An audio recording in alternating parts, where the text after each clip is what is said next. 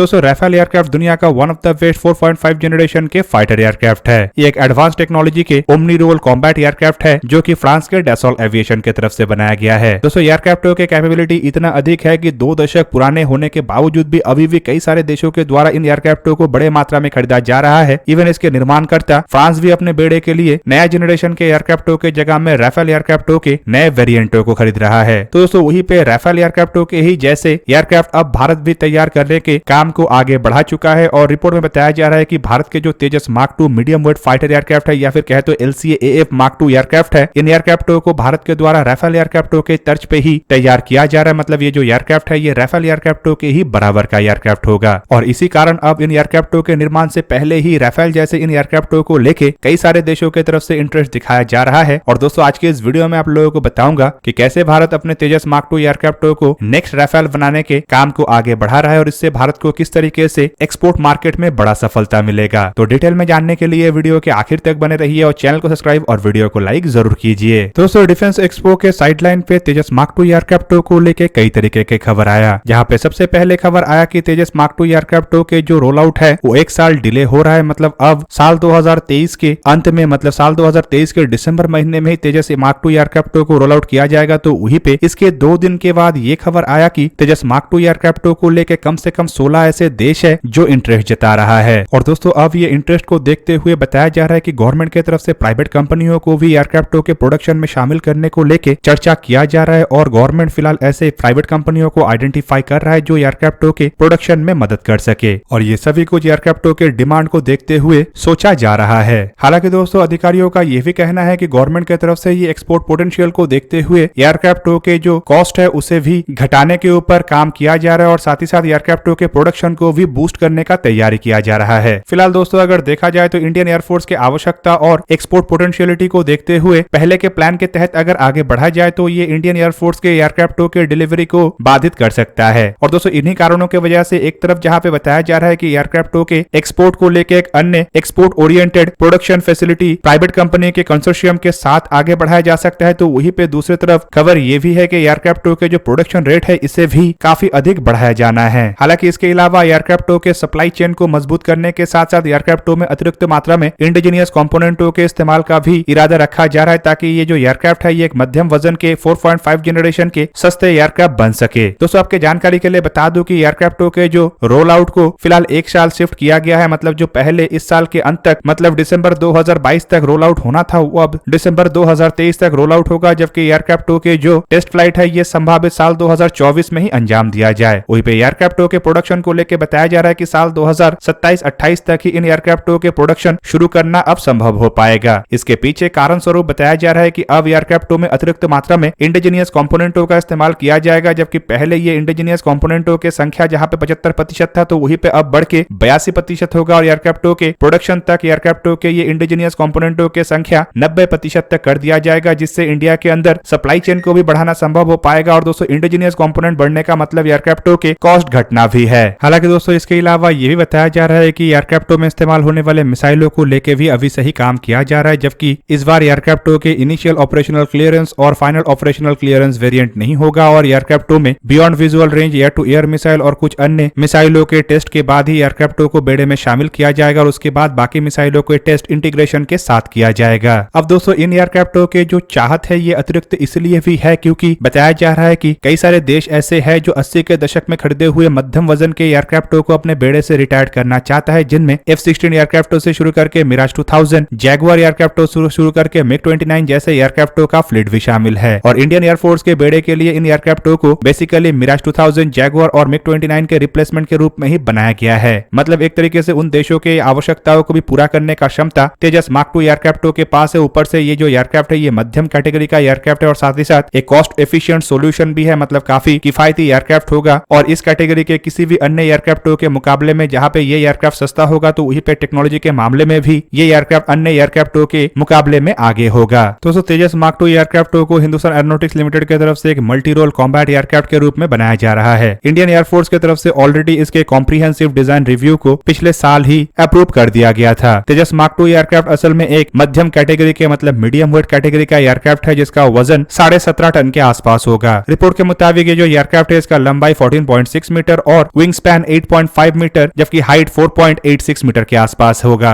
एयरक्राफ्टों में अमेरिकी general electric GEF 414 INS-6 engine का इस्तेमाल किया जाना है जो कि 98 किलोन्यूटन तक थ्रस्ट जनरेट कर सकता है। और दोस्तों ये जो इंजन है ये लाइट कॉम्बैट एयरक्राफ्ट मतलब तेजस मार्क 1 और मार्क 1A के मुकाबले में अधिक थ्रस्ट जनरेटिंग कैपेबिलिटी रखता है, जिस कारण ये जो एयरक्राफ्ट है ये अतिरिक्त पेलोड का भी है। तेजस मार्क 2 एयरक्राफ्टों को लेके जो रिपोर्ट आ रहा है उसके मुताबिक एयरक्राफ्टों के फेरी रेंज करीब करीब 3500 किलोमीटर होगा और ये एयरक्राफ्ट मार्क 1.8 की रफ्तार में उड़ान भरने में सक्षम होगा। एयरक्राफ्टों के पेलोड क्षमता को लेकर बताया जा रहा है कि कम से कम 6.5 टन के पेलोड मतलब करीब करीब 6500 किलोग्राम के हथियार और फ्यूल लेके उड़ान भर सकेगा। तेजस मार्क 2 एयरक्राफ्टों को कई तरीके के स्वदेशी और विदेशी हथियारों से लैस किया जाना है, जिनमें बताया जा रहा है कि ये जो एयरक्राफ्ट है ये स्कैल्प, क्रिस्टल मेज और स्पाइस 2000 जैसे एयर टू ग्राउंड हथियारों के अलावा एयर टू एयर मिसाइल के रूप में स्वदेशी अस्त्र मार्क 1, मार्क 2, मार्क 3 जैसे मिसाइलों से भी लैस होगा। इसमें एडिशनली रुद्रम श्रेणी के एंटी रेडिएशन मिसाइल और DRDO की तरफ से निर्माण किया हुआ कई तरीके के गाइडेड और अनगाइडेड बॉम्ब से भी लैस किया जाएगा। एयरक्राफ्टों में मेड इन इंडिया मतलब उत्तम active electronical scan array radar को भी लगाया जाना है। हालांकि दोस्तों रिपोर्ट में यह भी बताया जा रहा है कि जो उत्तम active electronical scan array radar है इसे इस तरीके से बनाया गया है कि ये इजरायली मेड उन रडारों के मुकाबले में भी अधिक ताकतवर है जो तेजस मार्क 1A एयरक्राफ्टों के प्रोग्राम के अंतर्गत पहले कुछ इनिशियल एयरक्राफ्टों में लगाया जा रहा है। उत्तम active electronical scan array radar के पास दुश्मन के इलेक्ट्रॉनिक वॉरफेयर हमलों को भी झेलने का क्षमता है और इसे ब्लॉक करने के साथ साथ इसे डिटेक्ट करने का भी क्षमता है। जबकि दोस्तों तेजस मार्क 2 एयरक्राफ्टों को लेकर यह बताया जा रहा है कि केवल मात्र ये अतिरिक्त पेलोड को लेकर ही उड़ान नहीं भर सकता है, बल्कि एयरक्राफ्टों में करीबन 11 हार्ड पॉइंट होगा मतलब 11 ऐसा जगह होगा जहां पे अलग अलग तरीके के हथियारों को लगाया जा सकेगा। तेजस मार्क 2 एयरक्राफ्टों को भी आधुनिक beyond visual range air to air मिसाइलों से लैस किया जाना है और दोस्तों रिपोर्ट के मुताबिक तेजस मार्क 2 एयरक्राफ्ट अपने हार्ड पॉइंटों में एक साथ 8 से 10 beyond visual range air to air मिसाइलों को कैरी कर सकेगा। अब दोस्तों इन एयरक्राफ्टों के इन फीचरों के कारण इन एयरक्राफ्टों को राफेल एयरक्राफ्टों के कैटेगरी में ही अब गिना जा रहा है। खास करके एयरक्राफ्टों के पेलोड क्षमता, एयरक्राफ्टों के रफ्तार, एयरक्राफ्टों के रेंज और एयरक्राफ्टों के टेक्नोलॉजी को अब राफेल एयरक्राफ्टों के ही बराबर के रूप में देखा जा रहा है। दोस्तों यहाँ पे आप लोगों को ये जान रखना चाहिए कि राफेल एयरक्राफ्ट अपने आप में दुनिया के बेहतरीनतम एयरक्राफ्ट है जिसके पास beyond visual range air to air capability, air to ground capability, even air to sea capability है और इस सभी कैपेबिलिटी तेजस मार्क 2 एयरक्राफ्टों के पास भी होगा। राफेल एयरक्राफ्टों को एक तरीके से सेमी स्टेल्थ एयरक्राफ्ट कहा जाता है और तेजस मार्क 2 एयरक्राफ्टों में भी इसी तरीके के कंपोजिट मटेरियल का इस्तेमाल किया गया है जो रडार सिग्नेचर को छुपाने में सक्षम है।